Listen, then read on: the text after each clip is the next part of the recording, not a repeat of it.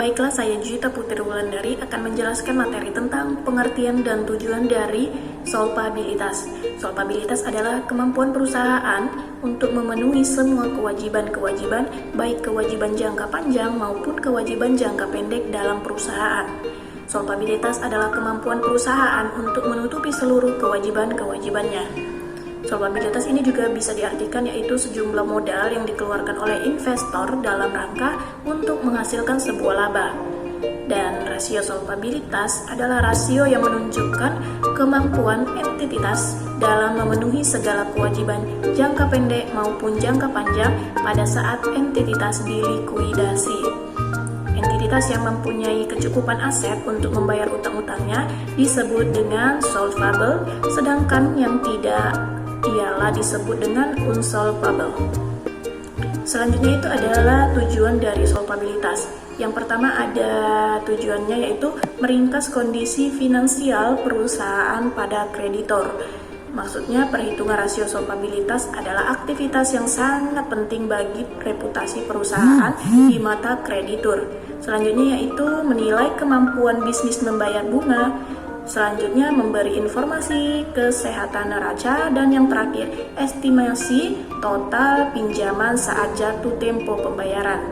Mungkin itu saja materi yang dapat saya sampaikan. Terima kasih. Baiklah, selanjutnya saya akan melanjutkan penjelasan dari teman saya, yaitu manfaat dari rasio solvabilitas dan juga jenis-jenis dari rasio solvabilitas. Nah, manfaat dari rasio solvabilitas ini terbagi dari 3 macam. Nah, yang pertama itu dia bermanfaat untuk perusahaan. Maksud dari bermanfaat untuk perusahaan itu ia dapat memprediksi utang jangka panjangnya. Nah, kemudian dia dapat mengarahkan operasional tersebut dapat untuk menentukan langkah dari utang piutang. Nah, yang kedua itu bermanfaat untuk pemerintah. Maksud dari bermanfaat untuk pemerintah ini, dia bisa menaikkan angka imbas perekonomian yang kemudian itu dapat mengangkat ekonomi negara. Nah, kemudian itu juga dapat menentukan nilai wajib pajak. Nah, yang ketiga itu bermanfaat untuk investor. Nah, bermanfaat untuk investor ini yaitu kreditur ataupun investor ini bisa mengetahui seberapa besar dia akan menginvestorkan dananya ke mitra bisnisnya. Nah, kemudian investor tersebut memahami apakah perusahaan tersebut layak atau tidaknya. Nah, kemudian selanjutnya itu jenis-jenis dari rasio solvabilitas. Jenis-jenis rasio solvabilitas ini terbagi dua, yaitu ruta dan juga rute. Ruta ini ialah rasio utang terhadap aset ataupun rute rasio utang terhadap ekuitas. Nah, ruta merupakan rasio utang yang digunakan untuk mengukur perbandingan antara total utang dan juga total aktiva. Rumusnya itu adalah utang jangka panjang dibagi total aset dikali 100%. Untuk rute sendiri, ia merupakan rasio yang digunakan untuk menilai utang dengan ekuitas. Nah, untuk rumusnya, utang jangka panjang dibagi total ekuitas dikali 100%. Assalamualaikum warahmatullahi wabarakatuh. Saya akan melanjutkan materi atau penjelasan tentang contoh soal.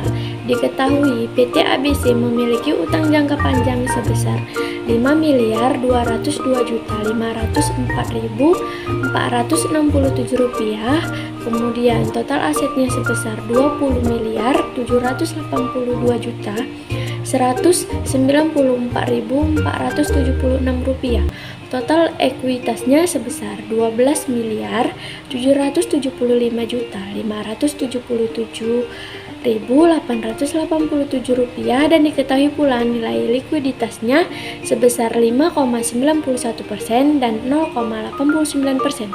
Maka tentukanlah nilai ruta dan rute dari soal di atas atau di samping, dan jelaskan kesimpulan apakah perusahaan dinyatakan sehat atau tidak sehat. Jawabannya yaitu ruta sama dengan Rp5.202.504.467 dibagi Rp20.294.476 dikali 100%, yang hasilnya yaitu 0,25%. Berikut yaitu rute sama dengan Rp5.202.504.4 Rp467 dibagi 12.775.577.887 dikali 100%, yang hasilnya itu sama dengan 0,40%. Untuk menentukan sehat atau tidak sehatnya perusahaan, kalian harus membandingkan nilai likuiditas dan solvabilitas dengan catatan nilai solvabilitas tidak boleh lebih tinggi dari nilai likuiditas. Nah, apabila lebih, maka perusahaan akan rugi dikarenakan tidak mampu membayar utang jangka panjang. Berikut yaitu ruta sama dengan 0,25%, sedangkan likuiditas sama dengan 5,91%. Berarti ruta lebih besar dari likuiditas dan dapat disimpulkan bahwa RK sehat.